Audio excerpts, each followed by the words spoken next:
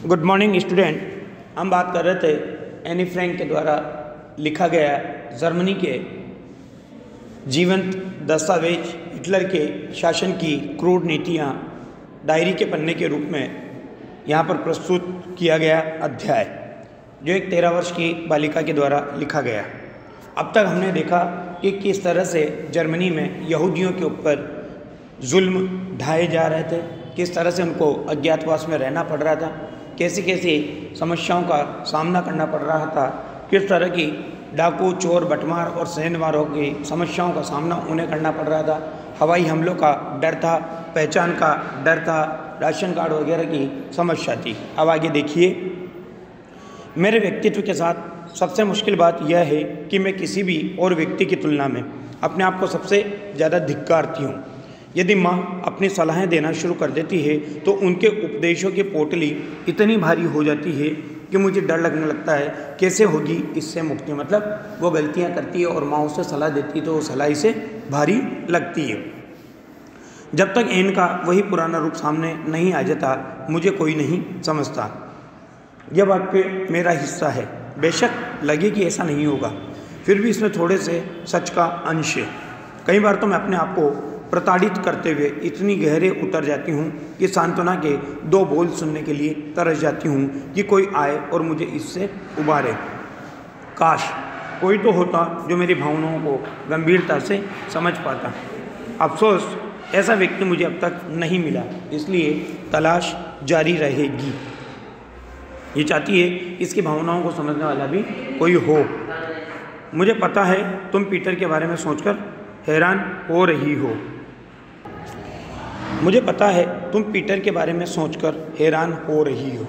नहीं क्या किट्टी, मैं मानती हूँ कि यह सच है कि पीटर मुझे प्यार करता है, गर्लफ्रेंड की तरह नहीं बल्कि एक दोस्त की तरह। उसका स्नेह दिन पर दिन बढ़ता ही जा रहा है, लेकिन कई बार कोई रहस्यमयी ताकत हम दोनों को पीछे की तरफ खींचती है। मैं नहीं जानती कि वो कौन सी शक्ति है। वो सामाजिक बंधन हो सकते हैं, नैतिक बंधन हो सकते हैं, धार्मिक बंधन हो सकते हैं, या ईश्वर का स्वरूप भी हो सकता है। कई बार मैं सोचती हूँ कि मैं उसके पीछे जिस तरह प्रेम दीवानी बनी रहती हूँ उसे बढ़ा चढ़ाकर बता रही हूँ, लेकिन यह सच नहीं है। इसका कारण यह है कि अगर मैं उसके कमरे में 1-2 दिन के लिए न जा पाऊँ तो मेरी बुरी हालत हो जाती है। मैं उसके लिए तड़पने लगती हूँ। पीटर अच्छा और भला लड़का है, लेकिन उसने मुझे कई तरह से निराश किया है। धर्म के प्रति उसकी नफरत, खाने के बारे में उसका बातें करना और इस तरह की कई बातें मैं बिल्कुल भी पसंद नहीं करती। इसके बावजूद मुझे पक्का यकीन है कि हमने जो वायदा किया है कि कभी झगड़ेंगे नहीं, हम उस पर हमेशा टिके रहेंगे। पीटर का चारित्रिक व्यक्तित्व बताया जा रहा है। देखिए, पीटर शांतिप्रिय, सहनशील और बेहद सहज आत्मीय व्यक्ति है। वो मुझे कई ऐसे बातें भी कह लेने देता है जिन्हें कहने की वह अपनी मम्मी को भी इजाज़त नहीं देता। वह दृढ़ निश्चयी होकर इस मुहिम पर जुटा हुआ है कि वो अपने पर लगे हुए सभी इल्ज़ामों से अपने आप को पाक साफ करे और अपने कामकाज में सलीका लाए। इसके बावजूद वो अपने भीतरी स्व को मुझसे छुपाता क्यों है? स्व अहम भाव, स्वाभिमान का भाव, और मुझे कभी भी इस बात की अनुमति नहीं देता कि मैं उसमें झांकूं। निश्चय ही वो मेरी तुलना में ज़्यादा घुन्ना है। घुन्ना जानते हो, जो अपने विचारों को अपने अंदर ही दबा करके रखता है। लेकिन मैं अनुभव से जानती हूँ। हालांकि मुझ पर लगातार यह आरोप लगाया जाता है कि जो कुछ भी जानना चाहिए वो मैं थ्योरी में जानती हूँ, व्यवहार में नहीं। ये कई बार ऐसे घुन्ने लोग भी जिनसे संवाद कर पाना बहुत मुश्किल होता है, अपनी बात किसी से कह पाने की उत्कट चाह लिए हुए होते हैं।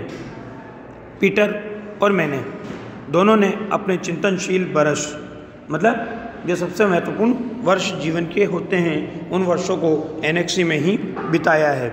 हम अक्सर भविष्य, वर्तमान और अतीत की बातें करते हैं, लेकिन जैसा कि मैं तुम्हें बता चुकी हूँ, मैं असली चीज़ की कमी महसूस करती हूँ और जानती हूँ कि वो मौजूद है। वो क्या है? प्रेम।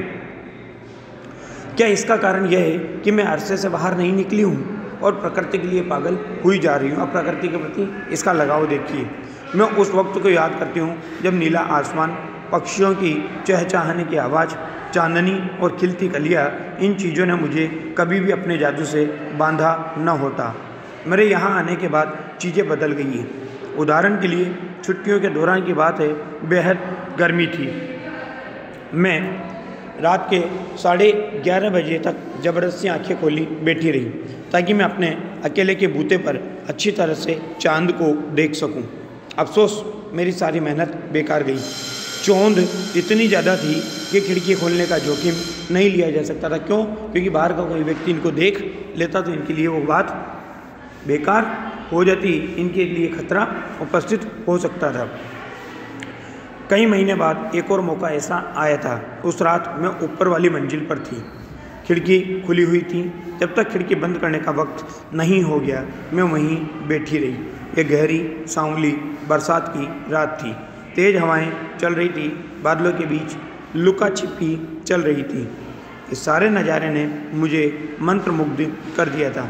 पिछले 1.5 बरस में यह पहली बार हो रहा था कि मैं आमने सामने रात से साक्षात्कार कर रही थी, क्योंकि 1.5 बरस में ये गुप्त एनेक्सी में ही रहे।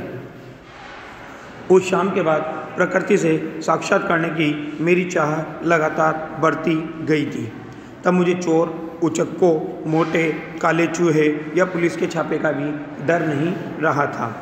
मैं अकेले ही नीचे चली गई थी और रसोई तथा प्राइवेट ऑफिस की खिड़की से प्रकृति के नज़ारे देखती रही थी। कई लोग सोचते हैं कि प्रकृति सुंदर होती है। कई लोग समय समय पर तारों भरे आसमान के तले सोते हैं और कई लोग अस्पतालों और जेलों में उस दिन की राह देखते रहते हैं कि वे कब आज़ाद होंगे और वह फिर से प्रकृति के इस अनूठे उपहार का आनंद ले पाएंगे।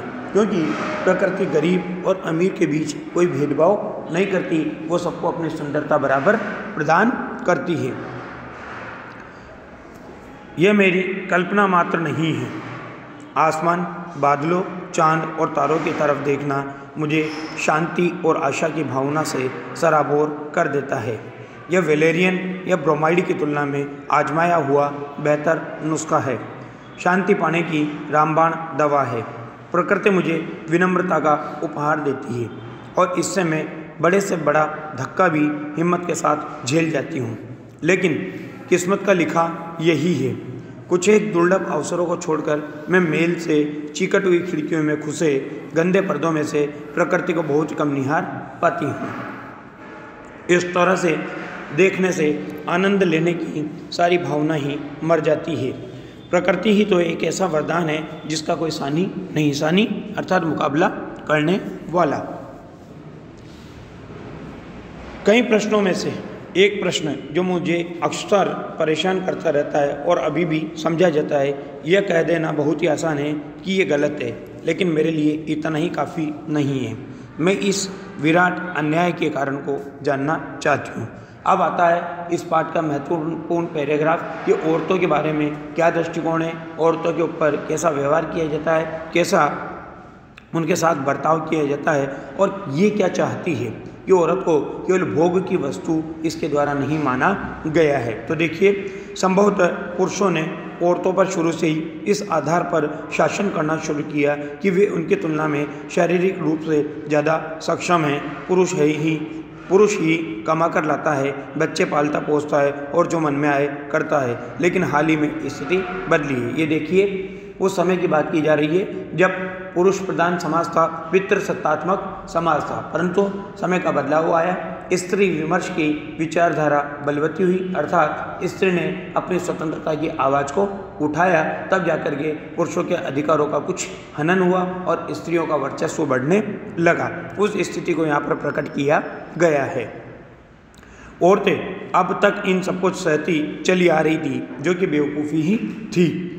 चूँकि इस प्रथा को जितना अधिक जारी रखा गया, ये उतनी ही गहराई से अपनी जड़ें जमाती चली गई। कौन सी प्रथा? पितृसत्तात्मक समाज की या पुरुष प्रधान समाज की, कि पुरुष को ही परिवार का मुखिया मानना, पुरुष को ही सर्वा मानना, पुरुष को ही परिवार का जिम्मेदार या कर्णधार समझना। सौभाग्य से शिक्षा, काम तथा प्रगति ने औरतों की आंखें क्या कर दी? खोल दी कि जैसे जैसे स्त्रियों की शिक्षा बढ़ी, वैसे वैसे स्त्रियों की आंखें खुलने लगी। उन्होंने अपने ऊपर होने वाले अन्याय का विरोध करना प्रारंभ कर दिया। कई देशों में तो उन्हें बराबरी का हक दिया जाने लगा है। कई लोगों ने और कई औरतों ने और कुछ एक पुरुषों ने भी अब इस बात को महसूस किया है कि इतने लंबे अरसे तक इस तरह की वाहियात स्थिति को, मतलब मूर्खतापूर्ण स्थिति, वाहियात स्थिति यानी मूर्खतापूर्ण स्थिति को झेलते जाना गलत ही था। आज आधुनिक महिलाएं पूरी तरह स्वतंत्र होने का हक चाहती है, जो वास्तव में उन्हें मिलना भी चाहिए, क्योंकि समाज के दो पहिए हैं, एक स्त्री और एक पुरुष। आप जिस तरह से देखते हैं कि गाड़ी अगर एक पहिया पंक्चर हो जाता है तो गाड़ी आगे नहीं बढ़ सकती, उसी प्रकार से समाज में अगर स्त्री के अधिकारों का हनन होता है, स्त्री के साथ दुर्व्यवहार होता है, स्त्री को अधिकार प्रदान नहीं किए जाते हैं, तो समाज के विकास की रूपरेखा तय नहीं होती, क्योंकि स्त्री ही समाज में पुरुषों की जन्मदात्री है। फिर भी पुरुष उसके वर्चस्व को स्वीकार करने से डरते हैं या परहेज करते हैं। लेकिन इतना ही काफ़ी नहीं है, महिलाओं का भी पूरा सम्मान किया जाना चाहिए। आमतौर पर देखा जाए तो पूरी दुनिया में पुरुष वर्ग को पूरा सम्मान मिलता है, तो महिलाओं ने ही क्या कसूर किया है कि वे इससे वंचित रहे और उन्हें अपने हिस्से का सम्मान ना मिले।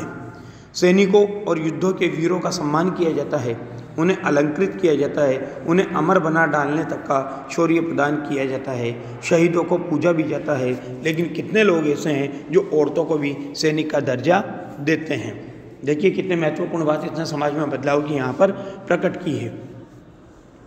अभी अपने द्वारा पढ़ी गई एक पुस्तक के बारे में कहती है कि मौत के खिलाफ मनुष्य नाम की किताब में मैंने पढ़ा था कि आमतौर पर युद्ध में लड़ने वाले वीर को जितनी तकलीफ, पीड़ा, बीमारी और यंत्रणा से गुजरना पड़ता है, उससे कहीं अधिक तकलीफ़ें औरतें बच्चे को जन्म देते समय झेलती है। और इन सारी तकलीफ़ों से गुजरने के बाद उसे पुरस्कार क्या मिलता है? जब बच्चा जन्मने के बाद उसका शरीर अपना आकर्षण खो देता है तो उसे एक तरफ धकिया दिया जाता है और उसके बच्चे उसे छोड़ देते हैं और उसका सौंदर्य उससे विदा ले लेता है। औरत ही तो है जो मानव जाति की निरंतरता को बनाए रखने के लिए इतनी तकलीफ़ों से गुजरती है और संघर्ष करती है। बहुत अधिक मजबूत और बहादुर सिपाहियों से भी ज़्यादा मेहनत करके औरत ही तो है जो खड़ती रहती है। वह जितना संघर्ष करती है उतना तो बड़ी बड़ी डींगे हाँकने वाले ये सारे सिपाही मिल करके भी नहीं करते। फिर भी औरतों को हमारे समाज में शहीद का दर्जा नहीं दिया जाता, वीर का दर्जा नहीं दिया जाता, उनके शौर्य को समाज में बताया नहीं जाता। मेरा ये कहने का कतई मतलब नहीं है कि औरतों को बच्चे जनना बंद कर देना चाहिए, जनना यानी पैदा करना। इसके विपरीत प्रकृति चाहती है कि वे ऐसा करें और इस वजह से उन्हें ये काम करते भी रहना चाहिए। मतलब ये इसका विरोध नहीं कर रही है कि प्रकृति की निरंतरता को बनाए रखने में औरतें अपना असहयोग प्रदान करें। मैं जिस चीज़ की भर्त्सना करती हूँ वह है हमारे मूल्यों की प्रथा, और ऐसे व्यक्तियों की मैं भर्त्सना करती हूँ जो ये बात मानने को तैयार ही नहीं होते कि समाज में औरतों और खूबसूरत और सौंदर्यमयी औरतों का योगदान कितना महान और मुश्किल है। अर्थात इसके इन विचारों से देखिए औरतों की स्वतंत्रता की आवाज़ को भी यहाँ पर प्रकट किया गया है कि ये चाहती है कि औरतों को स्वतंत्रता का दर्जा प्राप्त हो, उनके अधिकारों की प्राप्ति हो, औरतों को स्वतंत्र विचारधारा वाला जीवन प्राप्त हो, औरतें अपने आधार पर जीवन जी सके, पुरुषों के अधीन होकर के ना रहे।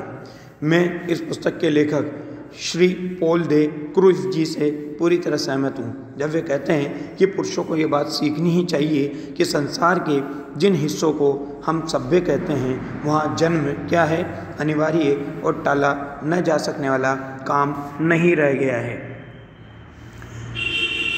आदमियों के लिए बात करना बहुत आसान होता है, उन्हें औरतों द्वारा झेली जाने वाली तकलीफ़ों से कभी भी गुजरना नहीं पड़ता, इसलिए पुरुष क्या करते रहते हैं, औरतों से संबंधित बातें करते रहते हैं। औरतों की पीड़ा उन्हें पीड़ा कभी नज़र नहीं आती, क्योंकि उन्हें अपने जीवन में जैसे संतान को पैदा करने वाला दुख या घर के काम करने वाला ऐसे किसी भी तकलीफ़ों का सामना नहीं करना पड़ता, इसलिए बातें करना सहज है और कार्य को निभाना बहुत मुश्किल होता है।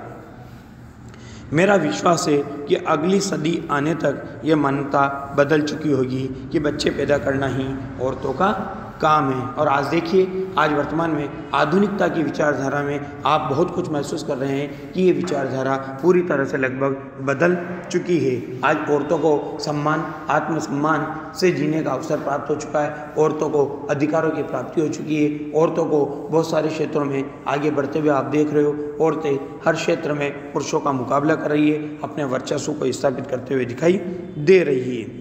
औरतें ज़्यादा सम्मान और सराहना की हकदार बनेंगी। वे सब औरतें जो एक उफ भी किए बिना, ये लंबे चौड़े बखानों के बिना ये तकलीफ़ें सहती है। आखिर समाज का कोई तो कर्तव्य उनके प्रति बनता है कि वो उनको स्वतंत्रता से जीवन जीने का अवसर प्रदान करे, उनको अधिकार प्रदान करे, उनको अपने आधार पर जीवन को सहजता और सरलता से आगे बढ़ने का अवसर प्रदान करे। उनको केवल भोग की वस्तु ना माने, उनको केवल बच्चे पैदा करने वाला एक साधन ना माने। समाज में स्त्रियों की इस स्थिति में जब तक बदलाव नहीं आता, तब तक समाज के विकास की रूपरेखा पूरी तरह से निर्धारित नहीं हो सकती। इस प्रकार एनी फ्रैंक ने अपने इन विचारों के साथ स्त्री की स्वतंत्रता की आवाज़ को इस अध्याय के माध्यम से बल प्रदान किया है। जर्मनी के उस समय के तत्कालीन समय के शासन व्यवस्था को यहाँ पर प्रकट किया है। किस तरह के अत्याचार वहाँ पर चल रहे थे, कैसे कैसे भय से और कैसी कैसी स्थितियों से लोगों को गुजरना पड़ रहा है, इन सब बातों को इस पाठ के माध्यम से एनी फ्रैंक ने प्रस्तुत किया है। और अंत में एनी कहती है कि तुम्हारी एन.एम. फ्रैंक।